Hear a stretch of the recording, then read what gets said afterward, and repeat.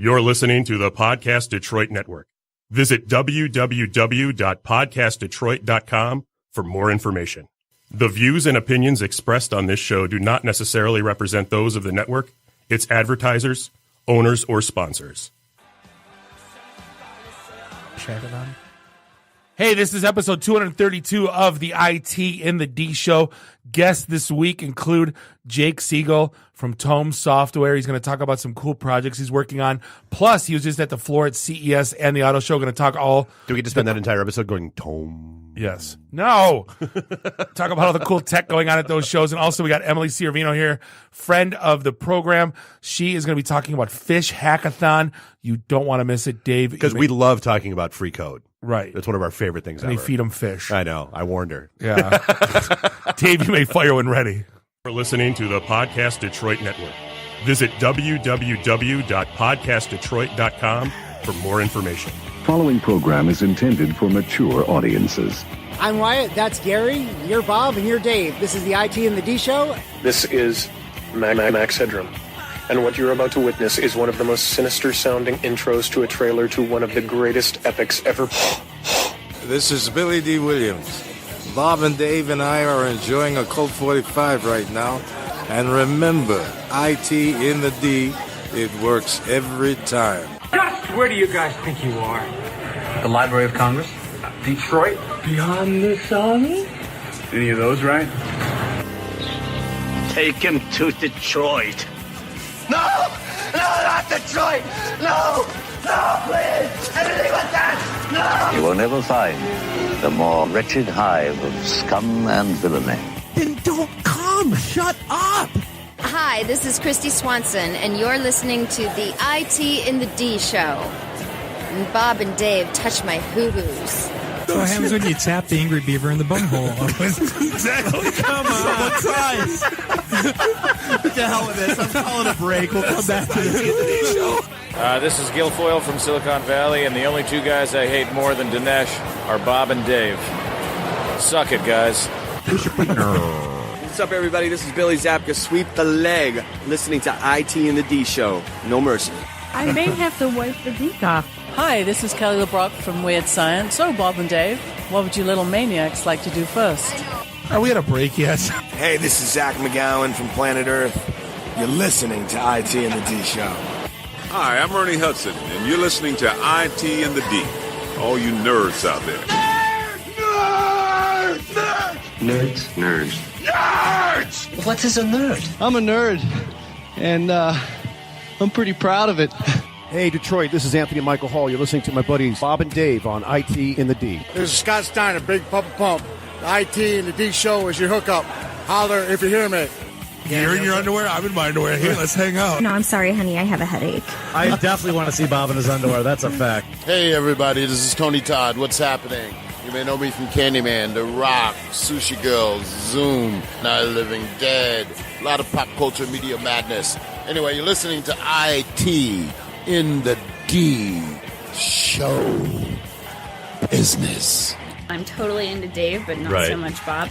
This is Robert Hayes, the Ted Stryker to my mother. When I'm not hanging out at my gumbo bar, I'm listening to the IT and the D Show. It's worse than Detroit. Is there such thing as a meat hangover? I love my Monday meat stick. Hey, folks, this is WWE Hall of Famer Hacksaw Jim Duggan, and you're listening to the IT and the D Show. Tough guys. Ho! So, what would you little maniacs like to do first? The question isn't what are we going to do. The question is what aren't we going to do. Ludicrous speed! Sir, had you better buckle up? Now buckle this! Ludicrous speed! Go!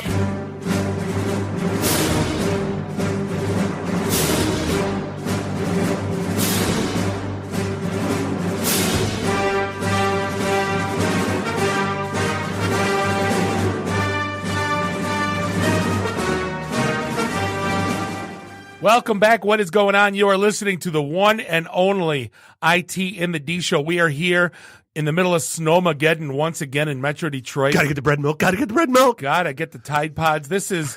We're hanging out here in Studio One in Podcast Detroit in beautiful Royal Oak, Michigan. This is Bob, the sales guy, hanging out with Dave the Geek. Nuri the FNG is SICK. Randy, I do the Twitters Walker, is in the studio. Catch us online, itinthed.com, and do us a favor. Subscribe to us on the socials and give us a like everywhere fine podcasts are sold. Yeah, so Bob, it's basically here. It's not Wabbit season, it's not duck season, it's con season. So we're another day of insanity. We have free podcast day coming up on Saturday. That'll get things rolling. We've got our Ann Arbor event coming up the Tuesday after that. So that would be the 4th, 5th, 6th. And that's over at Pretzel Bell, if I recall correctly. That is correct. In the basement. Yep. Do they sell pretzels there? They do. They're delicious. And bells. No bells. Well, Bell's beer, yeah. I think. Is it a special? Hop slam and a pretzel for $5. And how does one get kegs of beer there on tap? Anyway, so we asking for a friend. Yeah, exactly, asking for a friend. And then next weekend is the beginning of the end. We've got Astronomicon that will be firing things up. Have you seen the lineup of who's going to be there? Dude, it's insane. Like, you're going to walk around with just like wrestling nerdwood all weekend. I already bought the picture. No, I want the picture packaging with Papa Shango. No one knows who that is, and that's fine. But it makes me happy. He's the guy that made Ultimate Warrior's head bleed like in the late 80s. Everyone knows that. There was that scene where he was like screaming and then his forehead started bleeding. Gotcha. Papa Shango made him do it. Voodoo, I'm guessing? He's a voodoo. Yeah. Oh, okay. Yeah. He had the smoking like skull. Papa Shango. Yeah, Right. So we got Astronomicon and then all the other insanity that follows after that. And then, of course, our event coming up on I believe it's the 17th, if I recall correctly. Sure. No, it's not the 17th. 15th. Over at Tequila Blue. Yeah. Right next to the Blackfin. Right next to the Blackfin, because we're creatures of habit and we fear change, and Blackfin is no longer, and so we just moved next door. Same parking lot. That's right. Same parking lot, same everything, just 100 feet down the sidewalk. So I want to start things off. I'm angry. We always talk about... You almost always are. Yeah, no, about one thing a day I am. This one, I wasn't angry all day until I read this article that Nuri sent, and it was about this Virginia lawmaker that proposed a bill. Oh, I sent that over. Oh, you sent it over. It was a Virginia lawmaker proposed a bill, and this is why we always talk about we don't like bureaucrats messing with our internets. Uh-huh. And basically how the story goes... But net neutrality going away isn't going to have any negative ramifications whatsoever, Bob. No. Well, what this lawmaker, I'm not even going to call this a person, what they want to tax Netflix. Yes. And all streaming services. Right. But the reasoning is because cable television is taxed. Right. So let's take a step back, shall we? Yeah.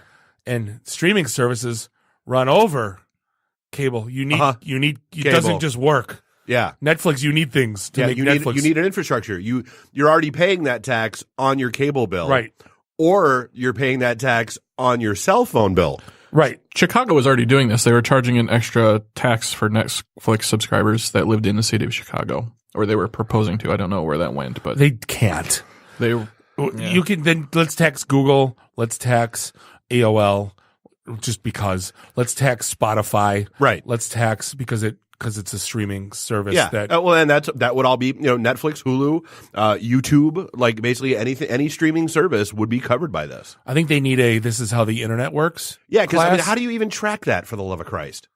Would be on your monthly subscription. Like you pay $8.99 now. It's what if I don't $9.99. subscribe? I just use YouTube. Oh. Well, then I don't use YouTube. Well, they're not YouTube proposing Red? YouTube. I don't. No one uses. No, YouTube. YouTube's in there. Who the hell uses YouTube Red? I don't know. They got like 30 subscribers, and they're all like the parents of the coders. No one uses YouTube. Give me a break. Well, then again, I didn't realize people paid for Spotify. Hey, for what it's worth, I actually did subscribe to YouTube Red for one day. I did the free sign up and then I canceled it because Friday, I DJ'd, my daughter's school's daddy-daughter dance. And they had this great idea where they wanted to show videos, but the internet connection is so crappy at that school that I knew I couldn't rely on it. But with YouTube Red, you can make things available offline. So I did do the free sign up for one day and then I canceled it. So I had YouTube. You realize you're friends with a DJ that has a terabyte hard drive full of all the things. Oh, I know. And from ever. Okay. But so, yeah, no, I know. I'm just saying. But yeah. He's right here. I know. You're talking to him right now. And we talked about it a couple times. And unlike you, I just eventually let things go. I just stopped nagging you.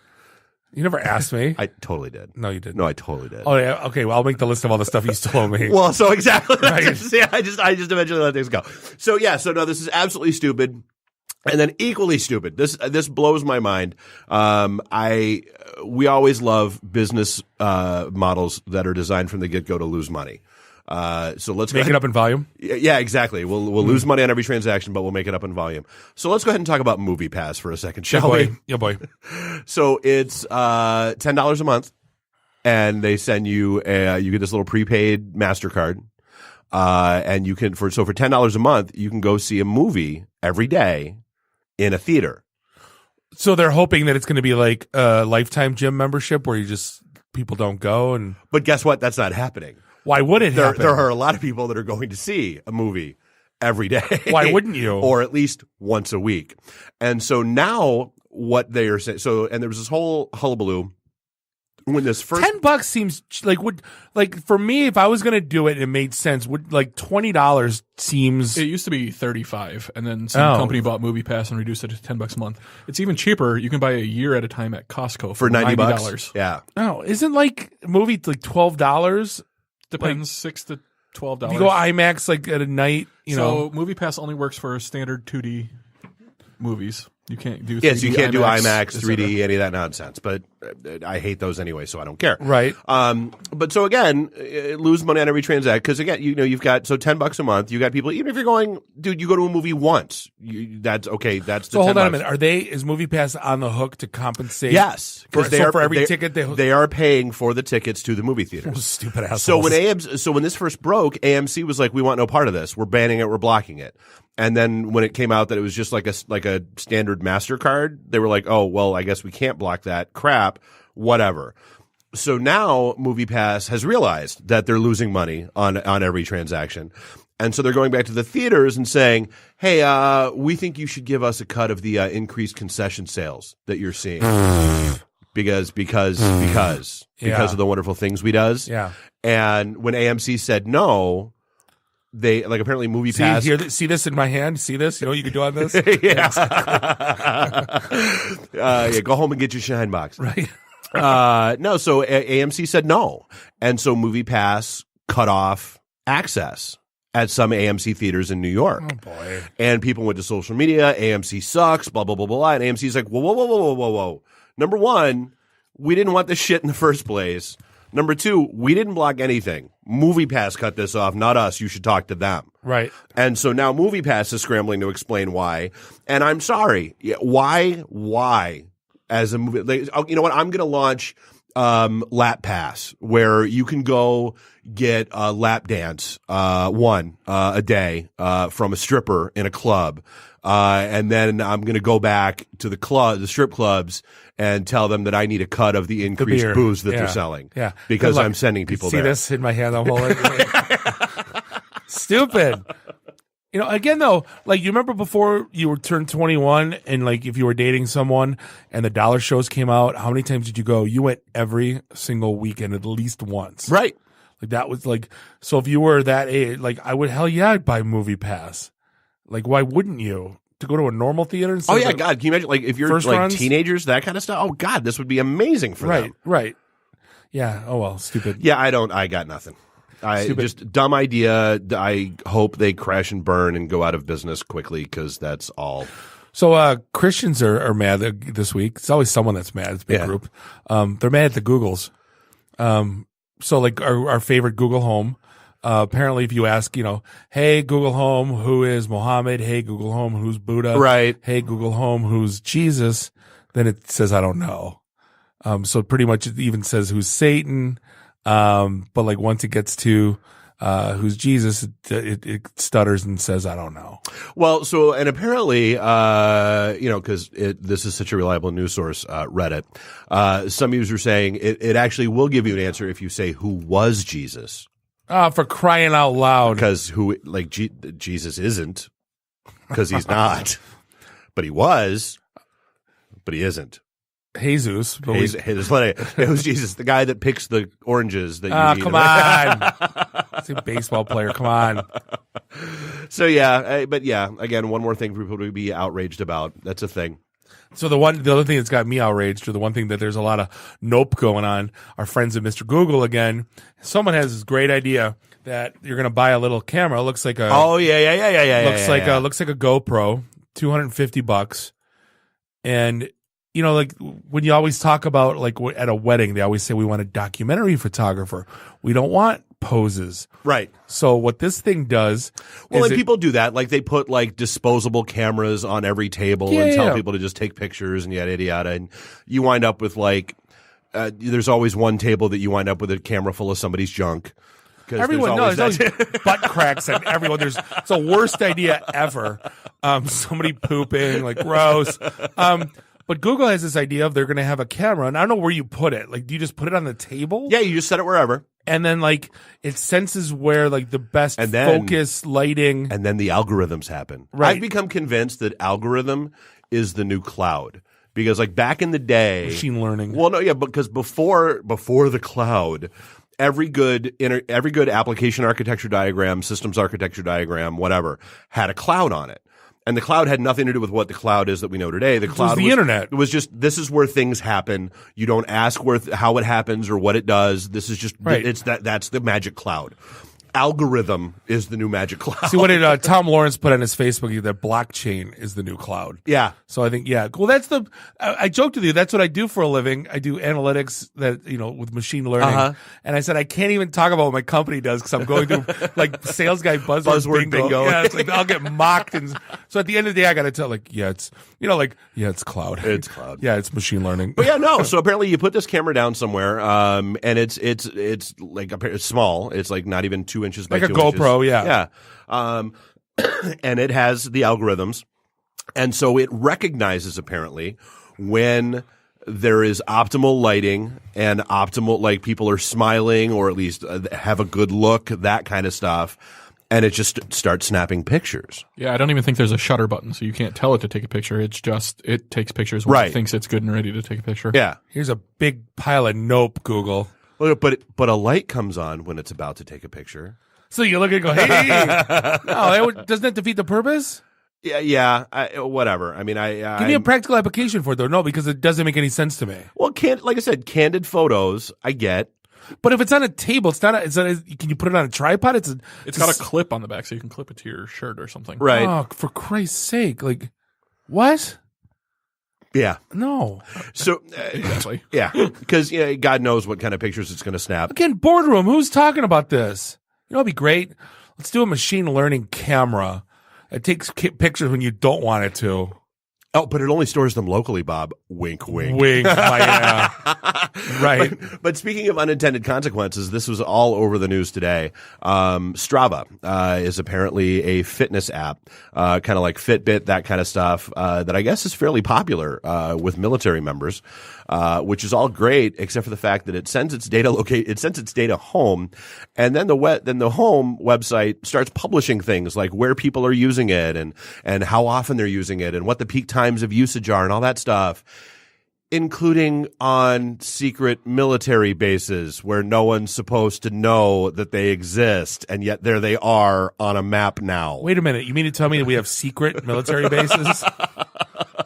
You guys aren't on Strava? That's the most shocking part of the story.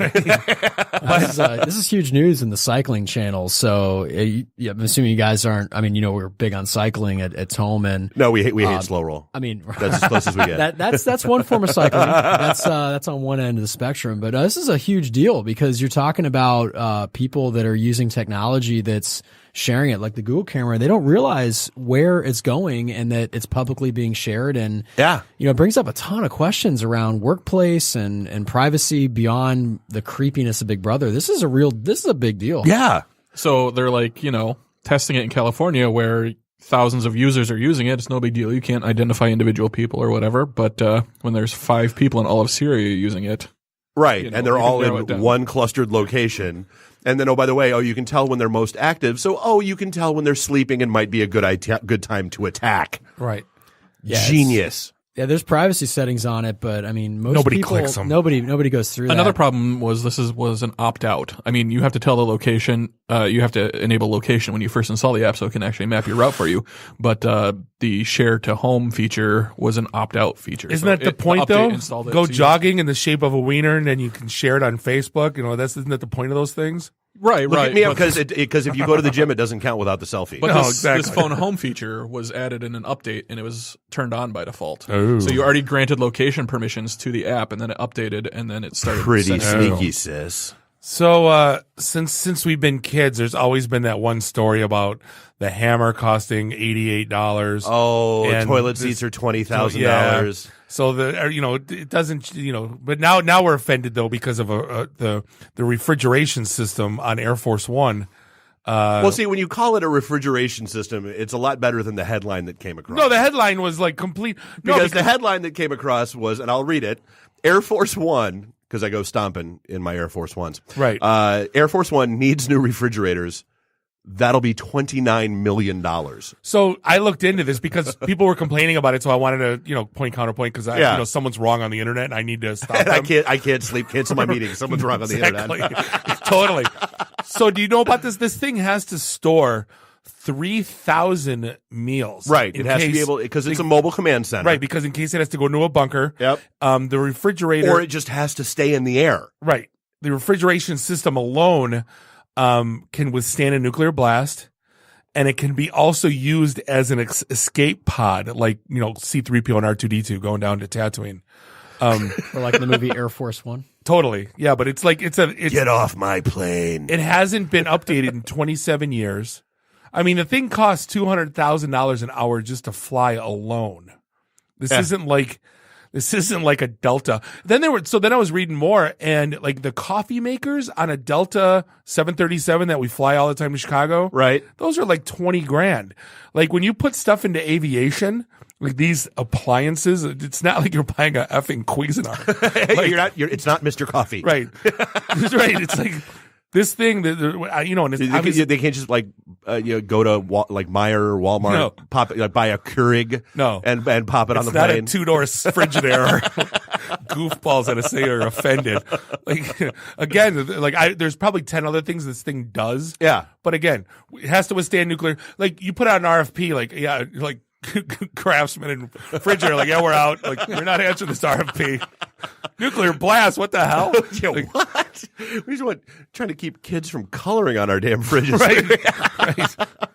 So one of our favorite stories a couple of weeks ago was, of course, the nuclear missile alert that came out in Hawaii, and I think it's hilarious. We're good on the segues today. We are. I think this is hilarious that literally Hawaii's governor couldn't correct the false missile alert earlier than the 38 minutes because he forgot his Twitter password. Why does he type it in manual anyway? Isn't it like on his phone saved from Google Safe? We can't get Trump off Twitter, but this guy can't remember his Twitter password. But I don't know half my passwords, but I log in on my phone, right, and it works. Well, dude, I just went through all that hell where I had to reburn my laptop because it died on me, and so all of my saved passwords and all that crap gone, and I have to reinstall shit and resync stuff and yada yada. Reminder, So much people, fun. use a password manager. LastPass or 1Password. I don't trust him. Yeah. No, trust Yeah, him. I don't trust him either. You know what sounds like fun though? What? Our friend Mr. Neil had bought one. Oh, mother of God! And Elon Musk. I think he just does this stuff. Just I'm to now mess with convinced people. that Elon Musk is the new Apple. No, because Elon Musk, when people dare him, I triple dog dare you, he'll just go do it. But he's introducing a $500 flamethrower, like Spaceballs, which is apparently the kids love this one. Which is apparently a $40 roofing torch repackaged. But it's Elon Musk, right? So shut up and take my money. And it's not a flamethrower; it's more of a flame puffer. It's like those kitchen torch. It's like those kitchen clickers. It's basically it'll work great for your creme brulee. Isn't there a bug zapper that's the same what do you call shooting flame? I don't know. But it's not like a actual flamethrower that shoots at 30 feet. Yeah. So I'm like, hell, I'm going to buy one to shovel my snow. Like, I'll never have to lift up a Oh yeah, we shovel talked again. about that. Getting those the company in Troy that sells them, and getting 2 and mounting them on a shopping cart, and just lighting them up, pushing it down your driveway. Have a nice ice rink when you're done. Yeah, it'd be beautiful. Oh yeah, exactly. But yeah, no. So they sold a whole bunch. He made $2 million in 24 hours. So screw us for not thinking of that. That's usually how those stories wind if up. we would have introduced it, we wouldn't have sold them. Nobody No would one have cared. Nobody would have cared. That's the sad reality. And he's selling them under the Boring Company name, which like he wanted to. What did he want to dig? He wanted to dig something ridiculous, right? Like because there was traffic, so he said he wanted to make a tunnel underneath the city. Yeah, yeah, but right. So I'm curious to see your take on this, because we don't talk about these before we go. The guy behind the original RoboCop movie is saying he's going to go ahead and do a sequel. Stop. Like he's like, ignore RoboCop 2 and 3. No. He's going to go back to the roots and do a sequel. What about the not a toilet reboot. RoboCop from like 2 years ago? Ignore that. What? Which I think we all agreed we can ignore that. Oh, that was the worst movie I've ever seen in my life. You can't just do that. Like, dude, they did it with Incredible Hulk. They do it with Spider-Man. And now those are reboots. No, there's like 4 years apart.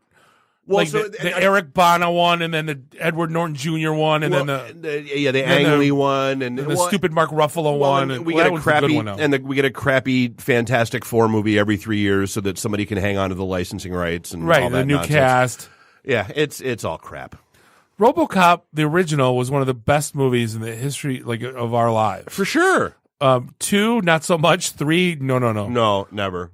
And it's like, how do you make the one? Like, we talk about this all the time. I like Mad Max, the direction they go in, because it's a continuation. Okay, it's yes, just like Blade Runner. Okay, we're picking up Blade Runner 30 years later. Go. Yep. Okay. Great. You'll get into a little nostalgia, old Harrison Ford, and you're fine. I don't care. It's episode 7. Right. Right. I'm fine with that. But don't quit the reboots. Like, that's why I always say, like, everyone talks about, hey, don't you want Flash Gordon redone? No. Nope. I'd really like I want Flash Gordon now. Because they're talking about doing Conan now. I heard that, yeah. Like Arnold Schwarzenegger as the king, as it was the prophecy foretold in the story in the first one. Right? I think that's cool as hell. Right? There's nothing wrong with it. It's just a sequel. As long as they don't screw it up. Is anyone working on Beastmaster yet? No. I feel like that one could be freshened up a bit. Stop. Stop. No, like, but here's the thing: someone's gonna fund it, and then I'm gonna rent it, and then we're gonna yell about it, right, on this show, right? See, and that's justified. That's how that goes. You can't justify yelling about Batman and Justice League and Star Wars, but you can yell about bad Absolutely. sequels. So you mentioned Tide Pods in the opening. Can we please, num. for the love of God, get past why do social media challenges even exist, and why are they a thing? No, you know why it sucks? Because apparently some moron has now shot his best friend in the head because one of these challenges involved pulling a gun on each other, and his just went off. You know why I hate social media challenges? That I have to actually have a conversation. It's like the dumbest moment of my day. Kids, right? Don't eat. Dad's going to sit you down. Tide Pods don't taste good. No. To be fair, the ALS Ice Bucket Challenge raised lots of money for ALS awareness. That's and pouring research. water on. It's not eating detergent, Randy. Yeah, but it was another social media challenge. Right. So they're not all So bad. I blame them for all of the ones that have come after it. Good touch, bad touch. Oh yeah, they kind of they're the ones that made all. Right. I hope they're happy with themselves. The blood of this kid is on their hands. I was gonna make a forget joke, but I shouldn't do that. No, probably not. No. You know, and so Facebook, I'm really curious to see where this goes.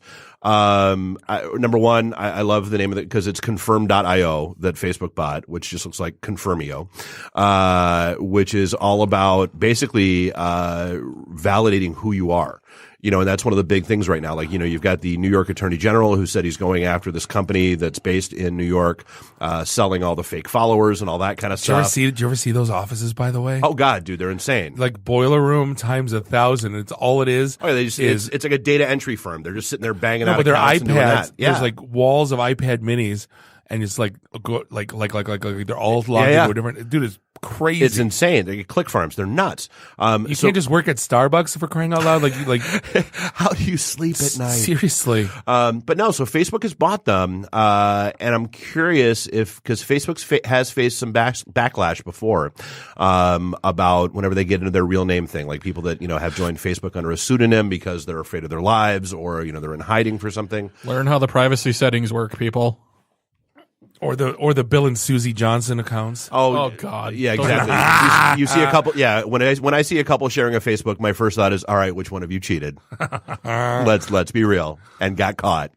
But no. So we saw one in the Yelp review. It was a shared account. We totally did. We mocked them for a good 5 minutes. But no. So I mean, they now that they've bought this, I'm curious if this is going to be Facebook taking a step towards forcing you into being who you are. Well, 2 years ago they stopped with the fake name crap. Well, and that's what I was just talking. Well, no, because they backed down off that because there were people like whether they were LGBTQ, they were their ID name didn't match the name they wanted to be known as, that kind of stuff. So they got a lot of backlash. They backed down off a lot of that stuff. Well, how many girls do you know that in your Facebook that are like Jenny Ann, Susie Marie, right? They don't use their last name, right. No, absolutely, that's common. No, so it's the thing. So I'm curious to see where this goes because I mean, if it's them taking another step towards basically trying to bring that back, I'm curious what kind of backlash it's going to be because I mean, we've all heard the stories about fake news and yada yada and fake stories and influencing people's voting decisions and all that kind of crap. I'm curious if this is Facebook's reaction to that and if they're going to try to clamp down on it a little bit more. Stop Facebook. Just be what you were. That's right. Just let us share memes and be happy. Right. It's all we ever ask. Just stop. For the love of God. I know you have shareholders now, Mark, but just stop. I know. What else do you need? Businesses spending $800,000 a month just to sell freaking crummy T-shirts. You're good. Yeah, and then one last one, just because we talked,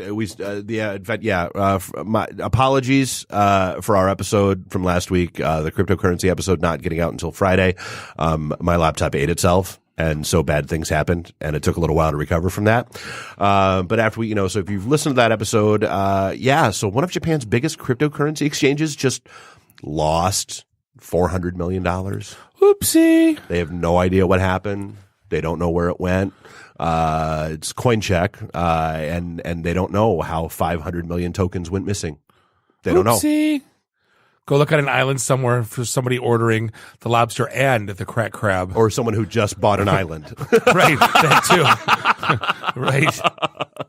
So yeah, I mean, and that was one of the, one of the big things that was, I think we stressed a lot last week and just to hammer it home again, folks, do your homework, and make sure that if you're getting involved in the whole cryptocurrency thing, just be smart, be safe. I thought the whole point of the blockchain was that all transactions could be verified. But not if they're illicitly sent someplace else. Because that's part of the problem. That's the thing. All right, take a break. Yep, we're going to take a quick break. We're going to be back with Jake Siegel from Tome Software. This is the IT in the D Show. Hey, and we'll be right back. Oh, good one. IT in the D. Read, meet, listen. Networking Detroit, one beer at a time. Hey, this is John Snyder from Nip Tuck Smallville, the haves and the have-nots. Oh, Dr. Quinn, Hot in Cleveland, Secret Lives of the American Teenager, and just about everything you can possibly imagine. And oh yeah, the Dukes of Hazzard. You're listening to Bob and Dave. It's the IT in the D show. ITinthed.com. Welcome back. This is segment 2, episode 232 of the one and only IT in the D Show, broadcasting here in Snowmageddon in Studio 1 in Podcast Detroit in beautiful Royal Oak, Michigan. This is Bob the Sales Guy. That's Dave the Geek. Nuri, the F&G, is not in the house. His ILL. He's sick. He got the bug. Randy, I do the Twitter's Walker, is in the house. Find us online, itinthed.com, because we are IT in the D. And you still aren't. We love you. We love you. You have no idea. Hey, we are lucky enough to be joined by this is your second time on, I believe. Yeah, second or third. Okay, yeah, we got Jake Siegel in the house from Tome Software. How you doing? What up? You were on back in the Raw Radio X days, I think, back when we were down in the Russell. Yeah. I mean, I'm local dude, Ferndale, Royal Oak. Yep. You know? bump into you everywhere, and it's like, hey, you should be on the podcast. It's kind of how half the guests we get. True. But I ran into you at the Kobo shows, the Connected Vehicle IoT show. Yep. And you're sitting there with a bike, and I'm like, the hell are you doing? A bike you pedal with your legs, not one you rev with your hands. So right. Like a clear. bicycle, like bling bling, like. This bicycle was about $14,000. Oh, you told me it was a. You could lift it with like one finger. Wait, what? Yeah. Insane. I No, know. you could lift it with like a finger, like it was the lightest. It was like a pop can weight. Okay. Keep going. I'm still mentally digesting $14,000 on a bicycle. Yeah, no, it's bikes are a little weird. When you get into passion sports, stuff gets really expensive. You wouldn't believe it. Like fishing rods from Shimano are hundreds of dollars if you're into that sort of thing. Well, listen, don't get me wrong. Like I used to, I mean, like you wouldn't know it to see me now, but like I used to do like century rides. I had a Cannondale. That's 100 bike. miles for the listeners. Yep. Don't know. I had a Cannondale. I had my little Shimano clips. I had all the super lightweight stuff. But dude, like, well, granted, and this was 20 years ago, but I mean, I think I was maybe 2,500 into it then. Yeah. That's average. So to be clear, that's average. No, we partner with Trek Bikes, and they're a nice American company out in Waterloo, Wisconsin, over between Madison and Milwaukee. They have like the barn, which is where they started their business, and John Burke is the founder's son. He's the CEO, and they make bikes for everybody, really. I mean, they make everything from share bikes you'd find in cities all the way up to the Pro Peloton. So on the Pro Peloton, which is the group of cyclists that they ride around, and these are guys that weigh about 135 pounds and no upper body and just all legs. Like these guys are professional athletes, and they're every ounce counts, and it's the difference between winning and losing. These are professional paid athletes that you're paying for reduced weight. So it's really just a weight reduction off of the bicycle. So that's how those start adding up. And you have carbon everything, carbon. Oh God, yeah. Carbon pedals. So I mean, it sounds crazy to think about it, but so let's take a huge step back though. Like, so you build software to fix problems. That's right. You're not a bike sales guy. Yeah, no, I wanted to kind of clear that up because, I'm thinking we're talking. I'm like, oh my God, we never even talked about what the hell you do. So you build software. So this bike, what was the application that you attached to this bike? That's a great question. So I'm an avid cyclist, and we were talking about Strava earlier in the segment, and big news. Strava is the Facebook of cycling. I am not on Facebook, but I am proudly on Strava. It's just kind of what we do if we ride bikes, and there's a big problem out there. People are getting hurt, and it's everyone that's riding their bike to work, riding their bike to school, riding for fitness, and even people that are in the pro tour. And people are getting hurt. In the U.S. alone, there's 45,000 people every year that are hit by a car on a bicycle. Last year, there were 800 people that lost their lives just in the U.S. alone being hit by a car. We know traffic is increasing, right? Cities are getting more clogged, congested, and cycling to work is usually the fastest way to get in when you get into a large city. Think like New York and even Detroit. It's happening. I mean, we're seeing bike lanes, we're seeing traffic downtown. It's major cities. Use for 3 months of the year. Yeah, that's right. Well, we have 6 in Michigan. Let's be clear. So we have 6 in Michigan, and then the snow comes, we just bring out the fat bikes with the big tires. But dude, I saw one of those at when I took my kid bike shopping. Like like giant ass thick tire. Yeah, it's about 6 inches wide, and it's almost like the 27 inches. Terminator motorcycle, but a bike. Oh, they're so much fun. They're just so much fun. It's like being a big kid riding one of those things. But so we got this problem. I want a big wheel. I'm done with bicycling.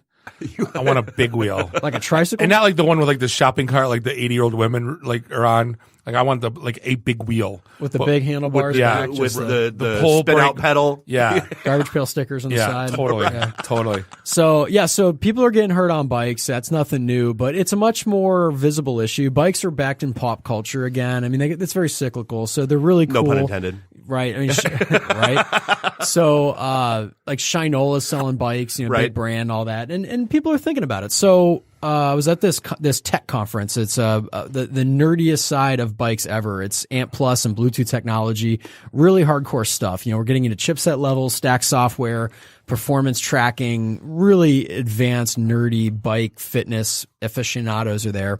And the guy from Trek Bikes said, "Hey, Jake, what's up?" I was like, "What's up, man?" He says, "I heard you're from Detroit. I heard you understand car connectivity." And he asked me who, not what, but who has the ability to talk to Detroit about how we can help cars see us on the roadways. We got autonomous vehicles out there.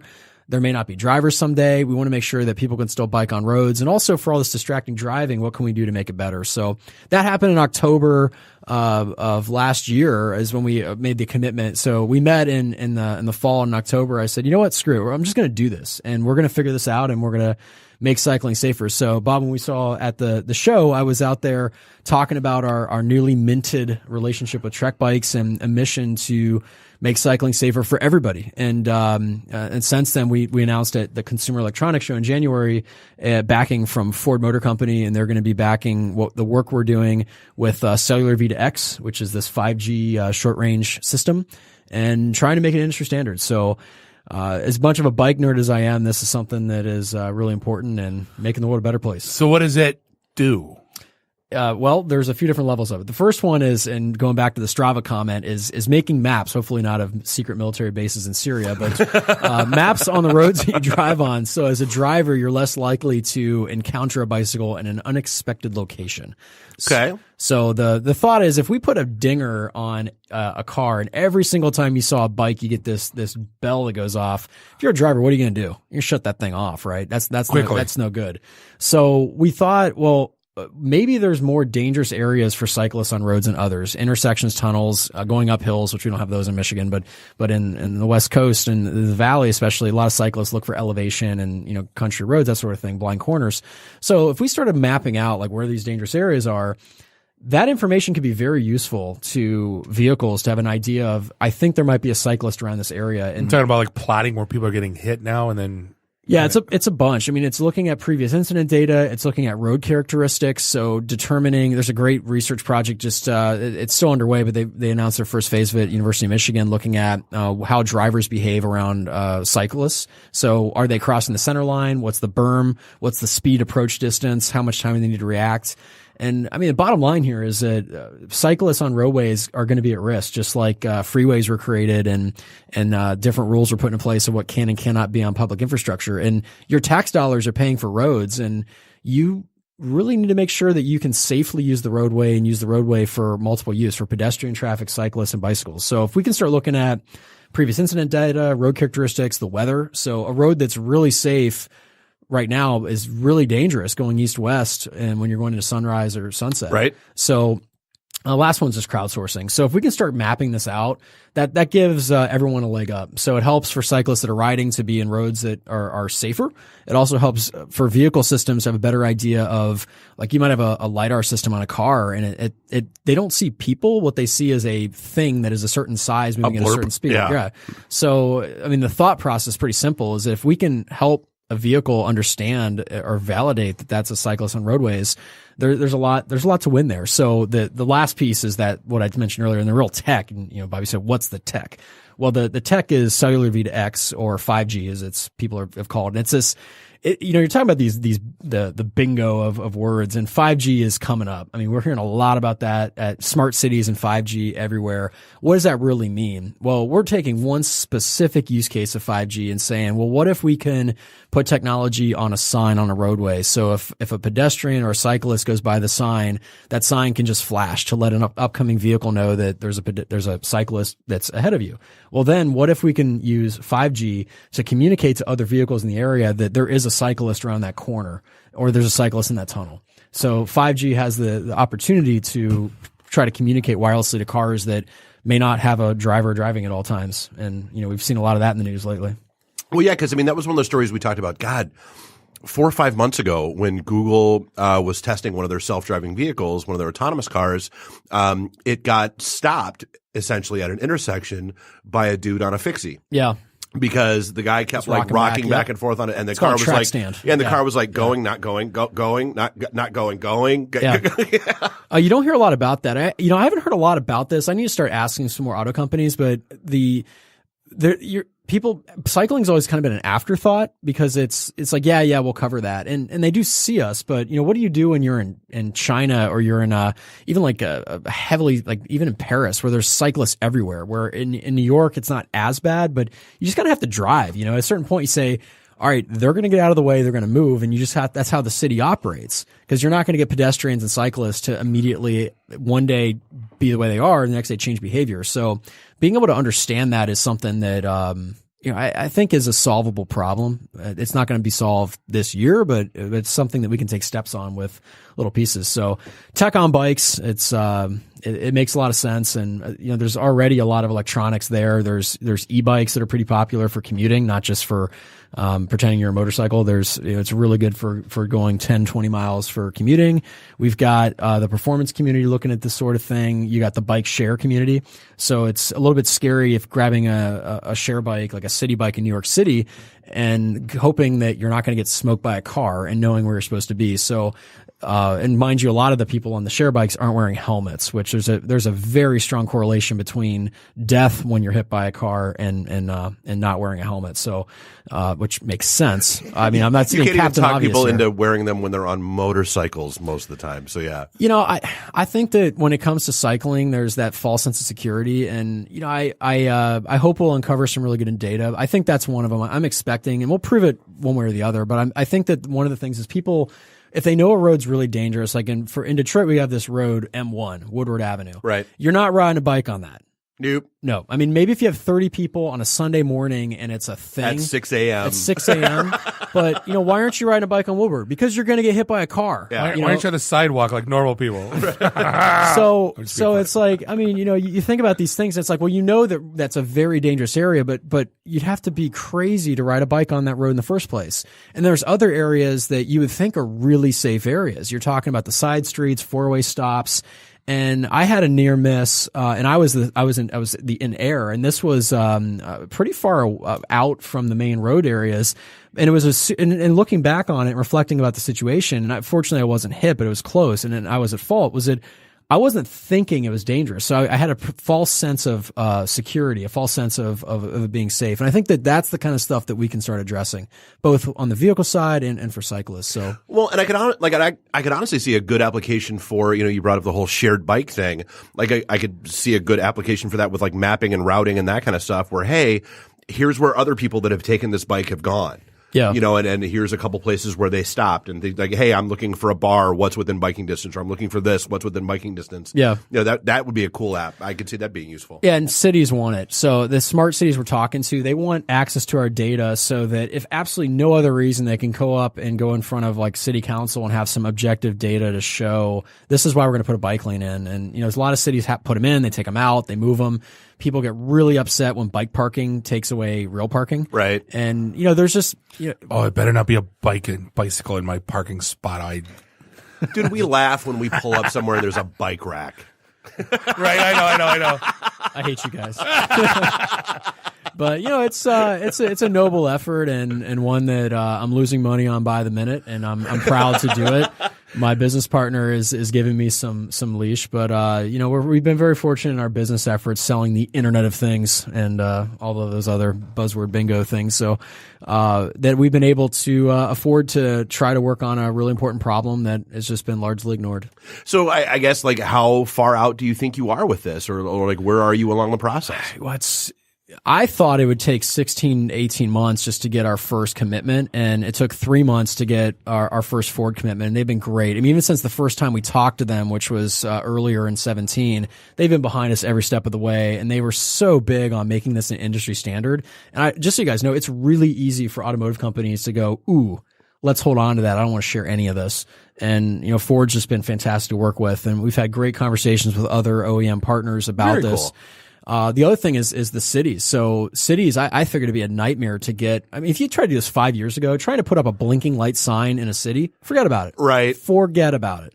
Now it's no problem. We can put that in the fall. So, well, yeah, like I could see like a Ferndale being all over that. I could see, like maybe, a Hazel Park, those kinds of, but how's Detroit with this? Well, I guess I can't speak any specifics about specific cities. What I can tell you guys is that a number of cities have a smart city connectivity initiative, and bikes make sense because they already have share bikes. They already have bike lanes. One of the problems with going after pedestrians is, are you going to convince everybody in any city to turn on some tracking app on their phone? Nope. Now, find me one cyclist. Find me one. I'm sure there's one, but I haven't talked to him or her that would not share their data at all times while on a bike if it could possibly help them not get hit by a car. I could see that. it makes us really unique. And not only are we vulnerable, but we're unique in that we're totally down. I mean, heck, we got people on Strava sharing data on secret military bases. Right. So I'm pretty sure they're all right sharing it with the flashing bike sign. So Waze, I mean, not to correlate, but Waze for biking. Well, Waze is about beating traffic, that in my opinion. So it's a good point. Right. I mean, the technical aspects are very similar, but Waze is about beating traffic. And we do a lot of business with multimodal transportation and the last mile, bike and ride to work, all these things like that. But this is the model, the technical model is the same, but really this is a open safety standard that we're pursuing. So just because you've used that term a couple times, I just want to make sure we get it defined for people. So multimodal.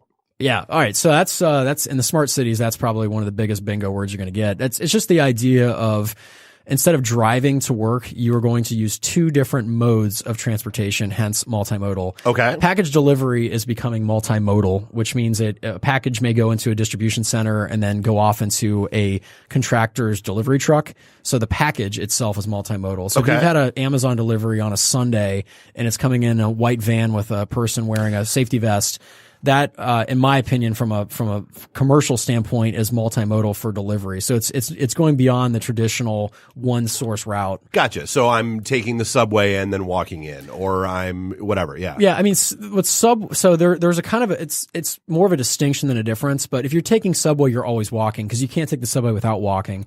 But let's say that you're going to Detroit Metro Airport and they got these new buses in Detroit now, the smart buses. Right. And they've got this thing where they can do a direct shot from downtown Detroit to the airport. Now, I'm not going to drive from Ferndale to Detroit out of my way and then take that bus for $2 or whatever. Right. It's really cheap. I would say it's like $1.75 or some really low price.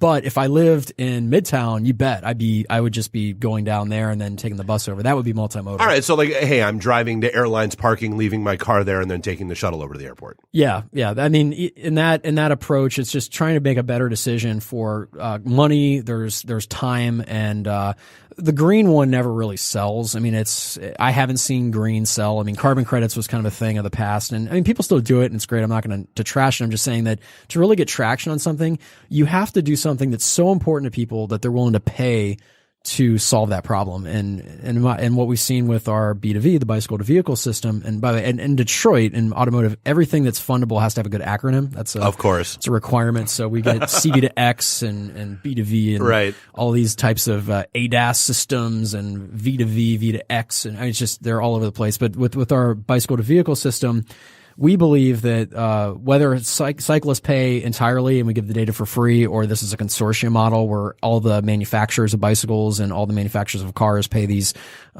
annual subscription fees to be part of it, the way Bluetooth works. Yeah. That's a consortium model, that it's there because this is a big enough problem. So people are willing to pay to solve it. And I cannot tell you guys how much support we've gotten from the cycling underground. I mean, it was just insane. The amount of my phone just blew up since CES with really a podcast like the one I'm on right now. Like it's people that are super passionate. They get it. They're smart. We're not talking the big mass media here. This is the people that are really into it, like rolling their sleeves up, that are behind this sort of an effort. So it's really exciting. So CES, I haven't been there in years. I'd love to say I missed it, but I don't. That's the biggest. If you haven't been there, it's like, to me, CES is like San Diego Comic-Con. I went times 10. It was overwhelming. I don't feel the need to go anymore. I'll you guys send are me the missing highlights out. on YouTube. You guys are missing out. I got to tell you, so many people am say I? that. You are. I got to tell you that if the Eureka Park, which is the startup section, there was a lot. We built this thing up, and now there are over, I want to say 180 exhibitors, and then it went to like 900 exhibitors, and they got a little bit too much noise. A lot of the startups, just like in business, they fizzle out, and the ones that can solve a problem that people pay for will do it. I got to tell you, I saw some stuff at CES that still really inspired me. So I'm walking by the startup section, and I see this sign that says Aflac, and I saw a motorized Aflac duck. Nice. So it was my first thought. So I was like, okay, nice. And then I approached the booth because it was an award winner. I'm like, okay, what's going on here? And it turned out that this company, and of course I should have written the name down before I came into the show tonight. They were making ducks for kids with cancer, and it was a proxy. I did see that. Yes. Yeah. And I was like, I got to tell you, I even get goosebumps just now talking about it. That's legit. And, for kids to be able to tell the duck how they're feeling and communicating with the parents and doctors, and it had an IV integration, and it had these Bluetooth circle. Yep. I mean, they nailed it. They absolutely nailed it. And the reason why it was the Aflac duck was because Aflac was paying for the whole thing, so they didn't need to, go through the like fundraising. Did Gilbert process. Gottfried do the voice on that one? Something like that. But I'd say they fired him. After the tsunami. Oh, that's thing. right. Yeah, remember that? Yeah. So you see stuff like that, and it reminds me why I still go to the show. And look, the flat screens are getting flatter. The TVs are now rolling up. Right. Yeah. That to me, it's a staple, and you got to go see it. But when you've got autonomous vehicles driving around, you can go yourself sit in there. BMW did a drifting series out in the front parking lot, which was super cool to see that. It was the loudest thing ever is just walking to the show. And the highlight of the show for me, the number one thing was, I don't know if you guys saw this, Intel did a drone. It looked like fireworks. Yeah. But they had 200, maybe 250 drones at the Bellagio, or the Bellagio, as I've heard it called. And this is the coolest thing I've ever seen. I'm pretty sure that Disney's going to be all over this. I'm pretty sure that in 30 years. Didn't they do it at Super Bowl last year? I'm trying to think. Not this. So we were doing the whole this. thank you flash at the end with the Hawkmen. Yeah. No, I saw it somewhere. I think it was the Super Bowl last year because I sworn the halftime show had that 400 drone thing. Oh, I don't know. I don't know. This is the sickest thing I've ever seen. I saw it with my own eyes. I was across the street in dinner at a place at the Paris Hotel, and the water cannon shot up between this thing, and they were spelling stuff out, and they were all in synchrony. And one of my favorite parts is when it left. It reminded me of the movie WALL-E, where they all just shut their lights down and then follow the leader back over to the Caesar's Palace. Nice. But you watch fireworks on a video, and it looks terrible, right? I mean, you take this, you always laugh at people. Hey, like let's watch this video I took the last 4th of July on my phone. Said no one ever. Right, exactly. Now, even the video on YouTube looks cool. So to put in perspective, to have a cool looking video of fireworks, which is this drone thing going on that Intel did, it really that made sense. I mean, it was one of the most interesting things I've seen. And for me as a tech guy, I'm not thinking about the drone. And I understand that my friends that are tech savvy, my wife would be so impressed with the heart shape and the colors. But I'm thinking about the latency. I'm thinking about the FAA certification. I'm thinking about the power and just knowing that if one's about to die, and I'm assuming that one out of those would have an issue, they would know to ET phone home. Yep. So all of those tech issues to pull that thing off and the range that it went out to, that's impressive. So you're seeing extremely low latency. I'm assuming they were using a mesh network. I don't know if that was ever disclosed, but that when you see the capabilities done, even for entertainment value, it makes you wonder about what our world's going to look like in 20 years for drones, whether it's search and rescue or Amazon deliveries or personal delivery, which they had at the auto show this year. They had a drone that was the first FAA certified for testing use to take a human around. Oh God! So what can possibly go wrong? Not right. So bring me pizza, drone. Yeah. So CES is still a big hit. Anytime you get 180,000 or I think 190,000 people, you're going to get a lot of noise. You're going to see that. But if you know where to go and you set your plan solid, it's there. Honestly though, that was my big issue with the show and why I stopped going is that, it was the sprawl. Yeah. When it was all there in the convention center and life was good, cool. But then it became, no. You got to go see this over in this hotel, and then they've got these 9 suites over in this hotel, and you got this over there. Elevator lines, forget it. See, that's when I was like, nah, I'm done. And you couldn't get a water to save your life. I was on the floor. Yeah. And I go, next year we're packing 30 cases of water. Just to go get a water was you could have just brought a cup and held it outside to get water this year. We had the blackout and we had the monsoon on day one. God. So. Oh, Lord. See, I went to CeBIT in Germany, in Hanover. Right. The best thing about that was every other booth had booze. So guys are walking up to me with a cigarette and a beer, and I'm like, "Where'd you get the beer?" And they go, "It's everywhere." So I was doing double duty there. We had a whole cafe above, a second floor cafe with 50 servers bringing whatever the heck you want. You want a beer? You want a coffee? You want cappuccino? I was like, that's the way it's done. Yeah, I think the issue with Vegas is just the contracts with the vendors. Right, so right. You talked about that $20,000 toilet. I think a latte, if you order for your booth, is $25. So it's ice cream or $15 a dish. Right. So it's right. But no, it's great to be back. I finally got my last business card put in my CRM software on Sunday, and I feel like CES knocked me down, just so tired, and then Auto Show knocked me out. So it's good to be back up and moving again, and ring in the new year. So that's another plus is that it's always a good way to kick off the year for business. Absolutely, coolest thing there CS? I'd have to say the coolest thing was definitely that Intel, the Intel drones. Right. This is the coolest thing I've seen. Coolest thing I can buy in a couple years. Coolest thing you can rephrase buy. That's a tough one. It'd have to be an autonomous vehicle. I mean, a car that drives itself, which I guess you can buy today with Tesla, but the systems that are out now and what it's doing there, that's got to be the coolest thing. Right. Dave's not going to go there. You say that, but Dave, how much time do you spend driving in traffic every day? A lot. And what do you do when you're driving? Just stare in front of you at the Listen, bumper? jam out to 80s music and make the people next to me wonder what the hell I'm doing. You'll probably I'll never be able to sell you over on it. I sent about 30 emails. Yeah. Yeah. No, honestly, like my whole thing is, I'm the one that always says, Audi has their our cars make 4,000 decisions every second. I will never buy an Audi because I know programmers. And my whole limitation with autonomous vehicles, and this is the question that nobody can answer for me: who gets sued? Yeah, that's a big one that's coming. They have not been. Grandma or 4-year-old, who do you hit? Exactly. Yeah. Do you hit the Volvo on the left or the Mini Cooper on the right? Well, when you choose the Volvo, when the car chooses the Volvo because it's sturdier, who gets sued? Is it you? Is it the manufacturer? Is it the guys who wrote the software? I'm sorry. This is America. We're a litigious society like mad. Until that question gets answered, this isn't even a practical conversation.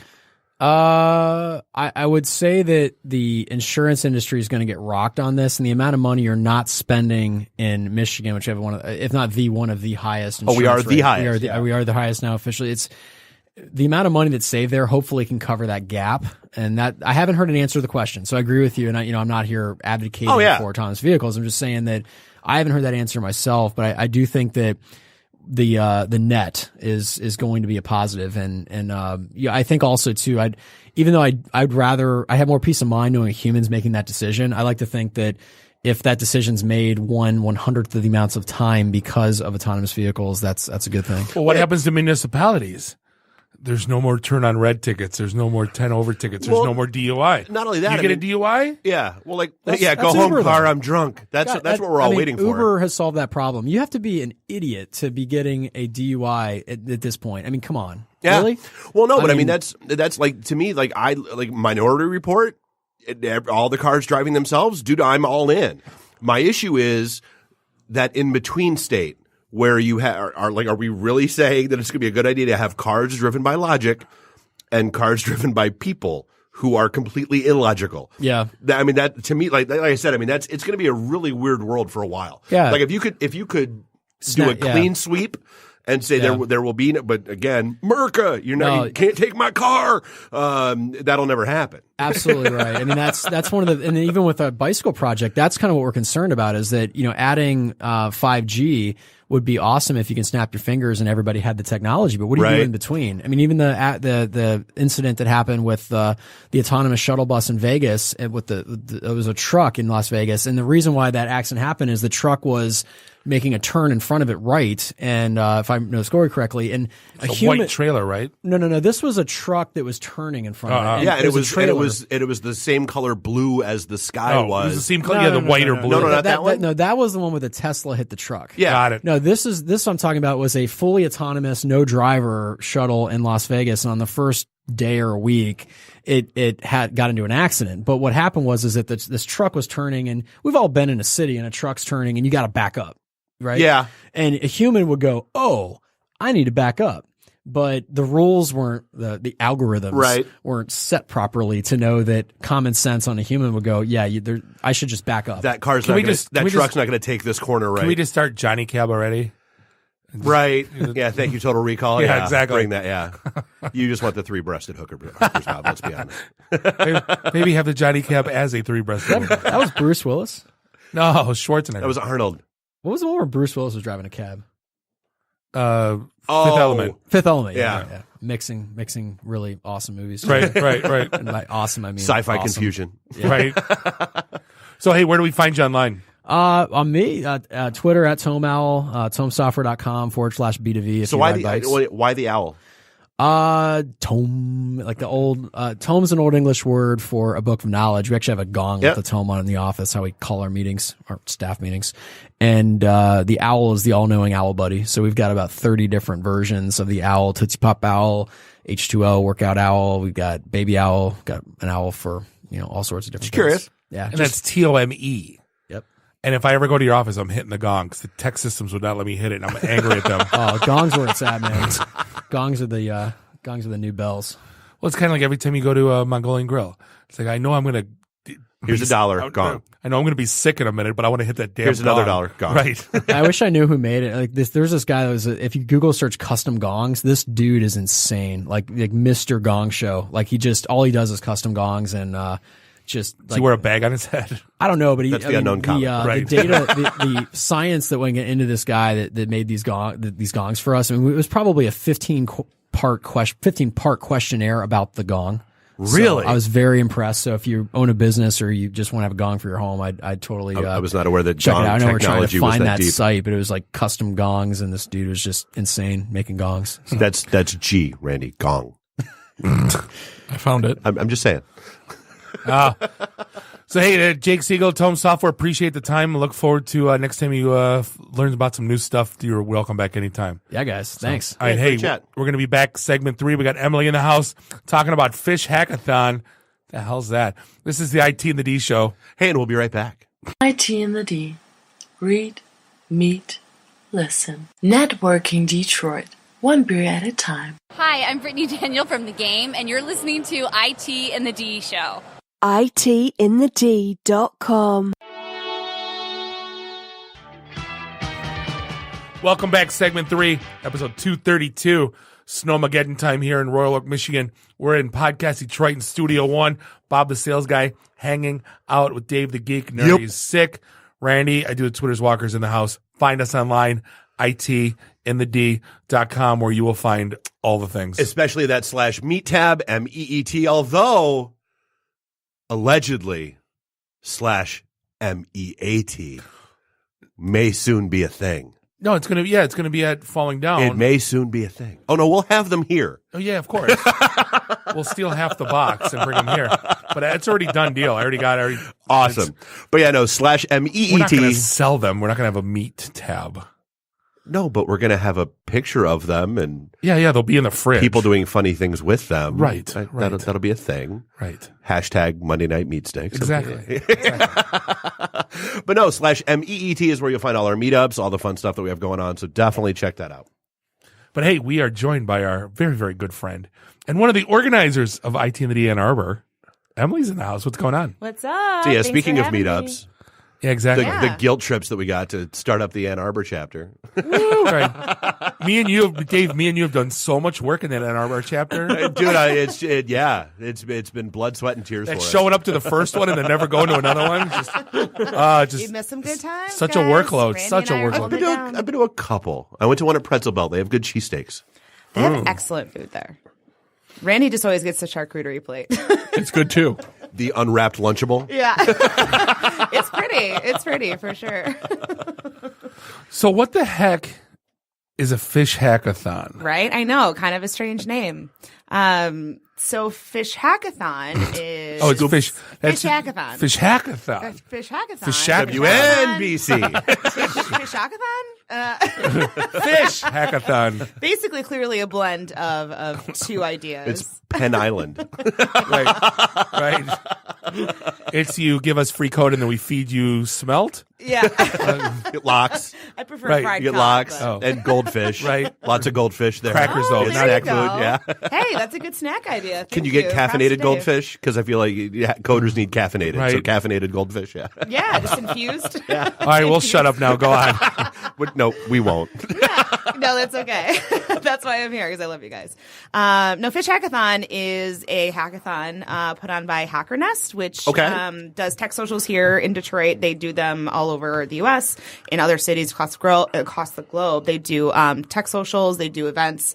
Fishackathon is one of their events, and that they've basically partnered with the U.S. Secretary's Office of Global Partnerships to bring tech folks together, designers, industry experts, developers, to basically answer problems surrounding the U.S. waterways, not just the U.S., but also across the globe. A lot of issues with environmental challenges, sustainability.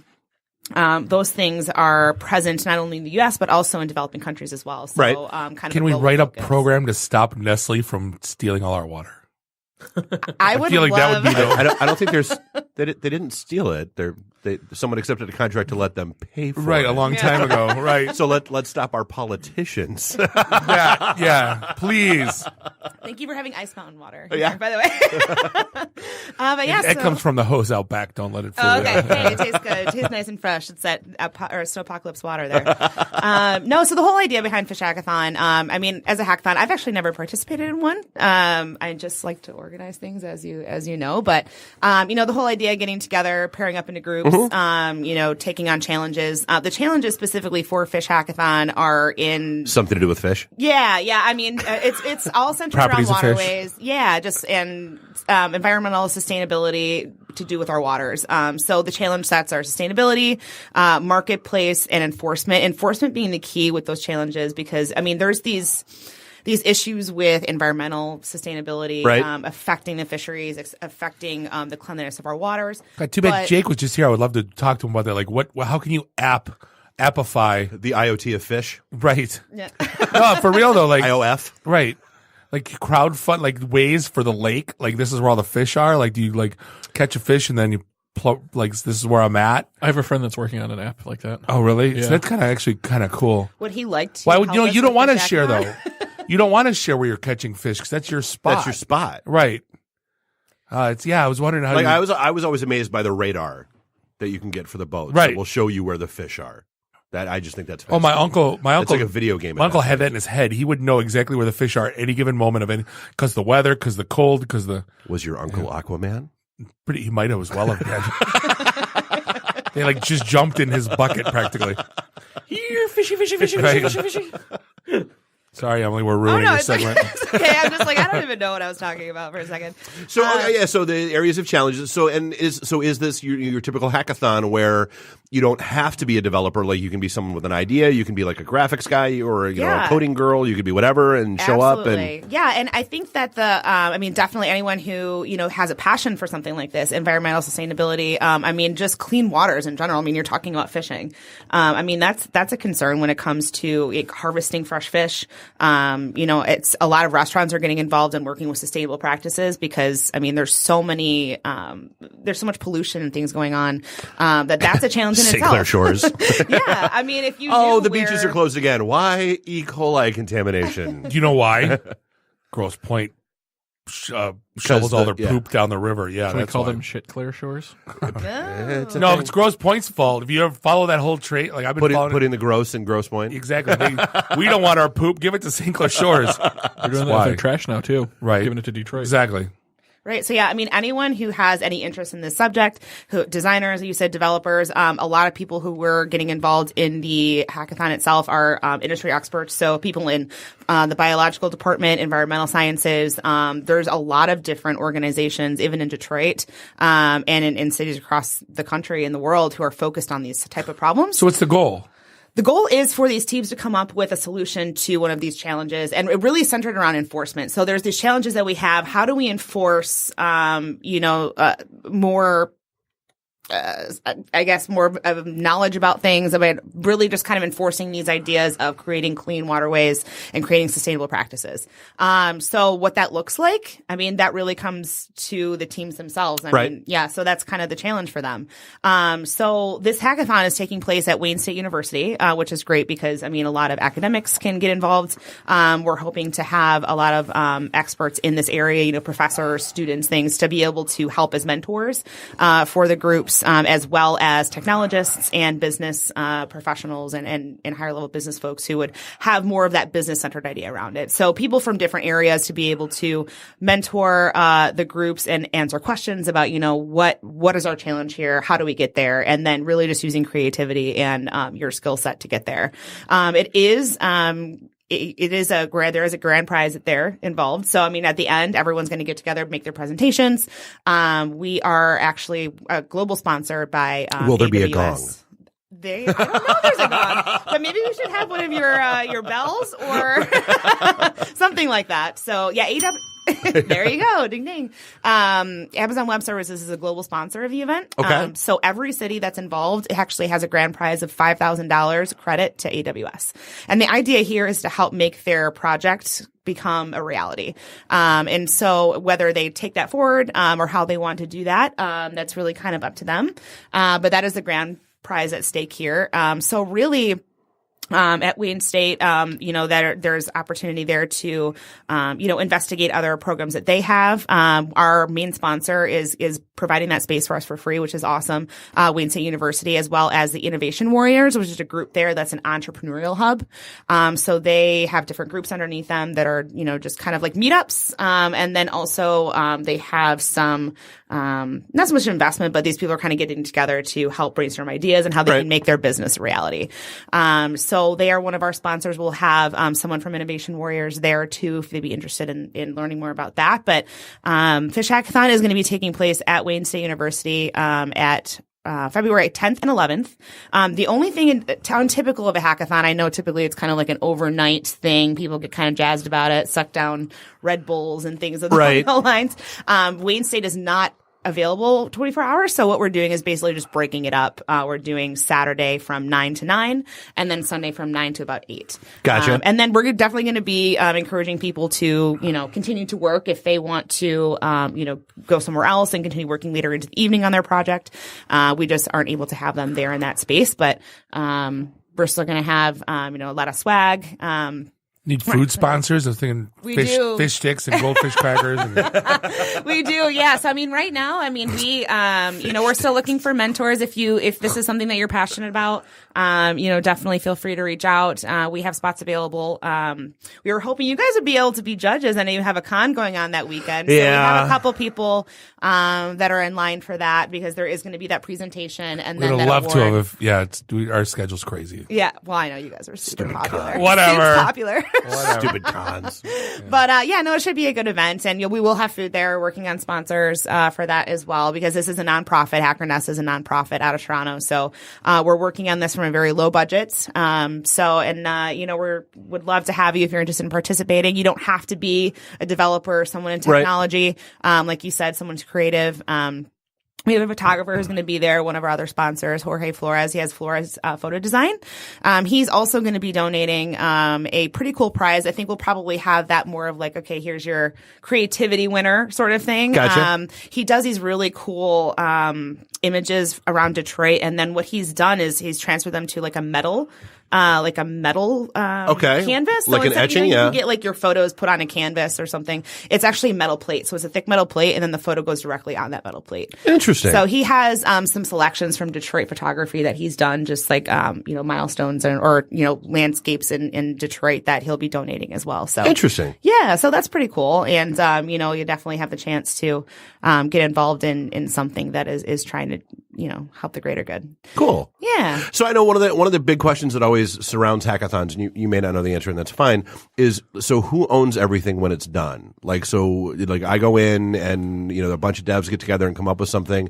Is that their IP or is that the universities? Is it HackerNest? Is it this secretary department thing? Is it do you know where that goes? I don't 100%, but I know that it wouldn't necessarily have anything to do with the university because they're just providing the space for us. HackerNest is in partnership with the U.S. government, so I don't know that HackerNest would own your material, right? Because I don't know how that works, yeah, with your nonprofit, or whatever. But from what it seems like, with this prize from AWS, it's like this is to help you. Something you should go forth and do. Yeah, gotcha. Yep, exactly. You might be able to help with the beer. Yeah. Well, yeah, since they're not running overnight, it's okay if people get hammered. Oh, yeah, that's right. Right. Is that a normal thing at hackathons? Do people get schmammered? Yeah. No, they don't, because it typically runs all night. Oh, the ones that run all night. Yeah. But the ones that don't run all night, yeah. Right. Right, because that would be an interesting challenge in the morning. Mm-hmm. I never understood the all night ones. That just seems... Yeah. Dude, I've written some of my best code at 3 o'clock in the morning. It's a thing.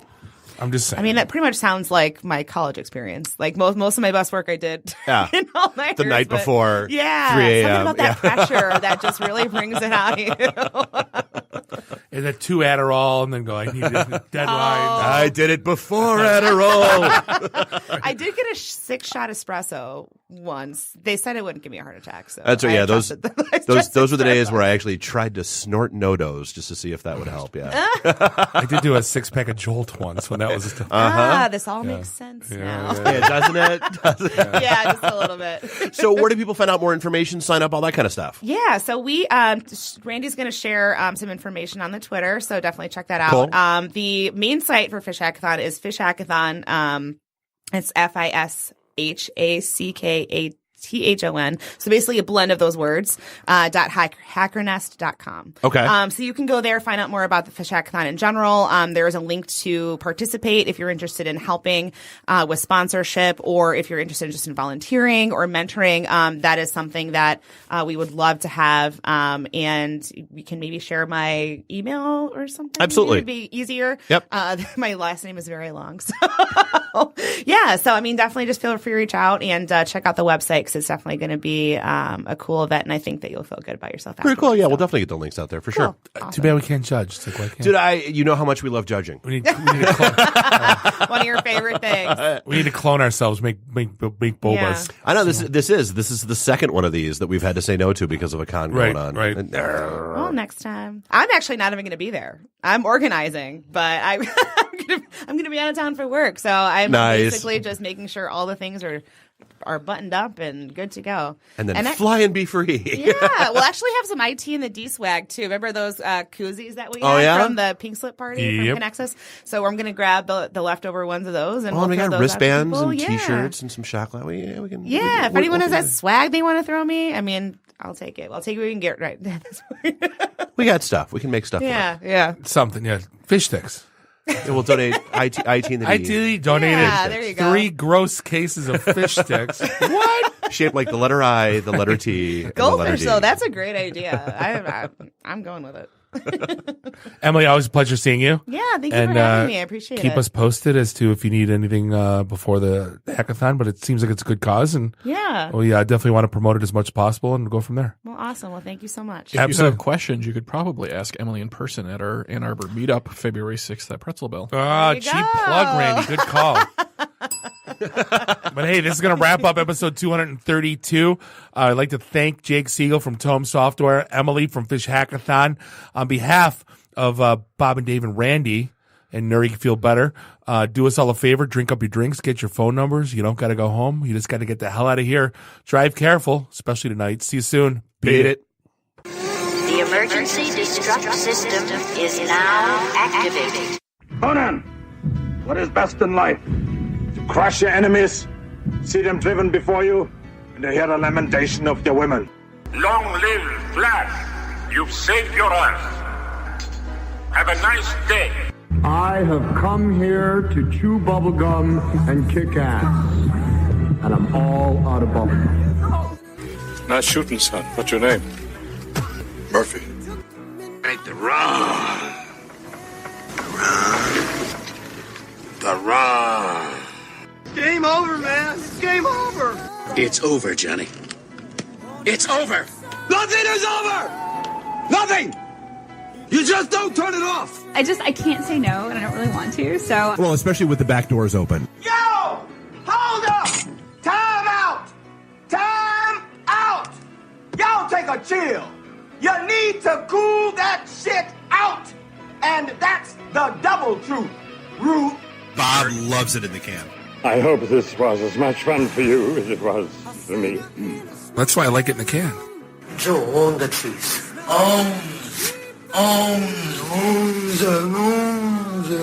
Bear me. My job is to make sure this program is morally upright and cultural and wholesome. Shut up, Mimsy! Shut up, Mimsy! Shut up, Mimsy! Why would Buick put their cars next to the Bentleys? Why? That's not marketing. The alphabet. It's brilliant. Yeah, I can't take that position. That analogy sucks because it's right. Because you're getting your 8-track tuned up. Are we at a break yet?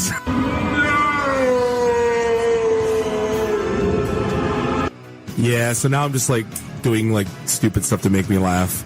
Venture capital is not the end game. When are we going to talk about me? Jane, you ignorant slut. It's my show. I can say what I want. Kiss my ass, go home, unplug, get off the goddamn internet. You are everything that is wrong with the internet right now. You're so white right now. I'm the whitest guy in the room. Just explain it to me. I love this city. I was banging on the wang. Really? Should we talk about this? Tag team it. Should I keep going or should I stop? Can I just say, it's been great being on a show that talks about Mickey Rooney dying for 20 seconds and then poop for 10 minutes.